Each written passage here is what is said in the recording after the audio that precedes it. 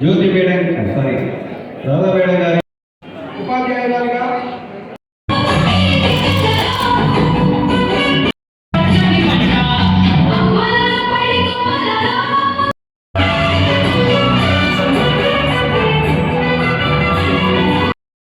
మాత్రమే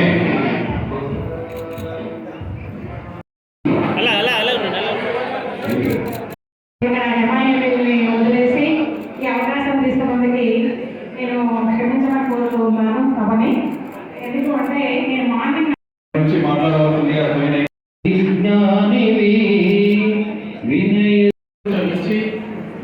పదవి విరమణ అనంతరం న్యాయమ్మగా ప్రశాంత జీవితం గడపాలని ఆశిస్తూ కలిసిపోవాలనే ఉద్దేశంతో నేను ఇక్కడికి రావడం జరిగింది. కేవలం ఒక క్లాస్మేట్గా, అంతేగాని ఒక వైస్ ఛాన్సలర్గా నాకు రావడం కాదు. అది పదవి డిఫరెంట్. మేము 75 మంది అబ్బాయిలు, 75 మంది గర్ల్స్ ఉండేది. టీటీసీ 82, 83 బ్యాచ్ అంటే దాదాపుగా 43 సంవత్సరాల క్రితం. మేమందరం చాలా మంది అప్పుడు బాయ్స్ కాలేజ్ వచ్చారు, గర్ల్స్ కాలేజ్ వచ్చారు. అదంతా కలర్ఫుల్ బ్యాచ్ అండి. ఒకేసారి 75 మంది అమ్మాయిలు, 75 మంది అబ్బాయిలు, ఒక విధంగా ఉండేది. అప్పుడు సపరేట్ క్లాసెస్ ఉండేవి. 75 మందిని అటు కూర్చోబెట్టారు, మనలో వేరే క్లాస్లో కూర్చోబెట్టారు. తక్కువ ఇంట్రాక్షన్ ఉండేది, కానీ అట్రాక్షన్ ఎక్కువ ఉండేది. ఎందుకంటే ఫస్ట్ టైం కలుసుకున్నాం కాబట్టి. యంగ్ ఏజ్, జస్ట్ 10+2 అంటే ఇంటర్మీడియట్ పాస్ అయ్యాము. అంతా బాయ్స్ కాలేజ్ వచ్చారు, ఒక గర్ల్స్ కాలేజ్ వచ్చింది.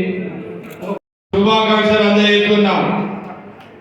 1984 నుంచి కూడా మేడం గారు ఉద్యోగంలో చేరినప్పటి నుండి 398 అప్రెంటిస్ లోపల ప్రవేశించినప్పటికీ ఏప్రిల్ లోపల టర్మినేషన్ చేసి తిరిగి మళ్ళీ సంఘాల వలనే మళ్ళీ రెగ్యులరైజ్ కాబట్టి ఈనాడు అంగరంగ వైభవంగా ఆనాడు పెళ్లి జరిగింది దుల్లే కానీ ఈనాడు మా అధ్యక్షురాలు వారికి కిరీటం, మరి వీరికి కిరీటం పెళ్లి తంతు ముగించినట్లుగా సన్మానం చేయడం జరిగింది.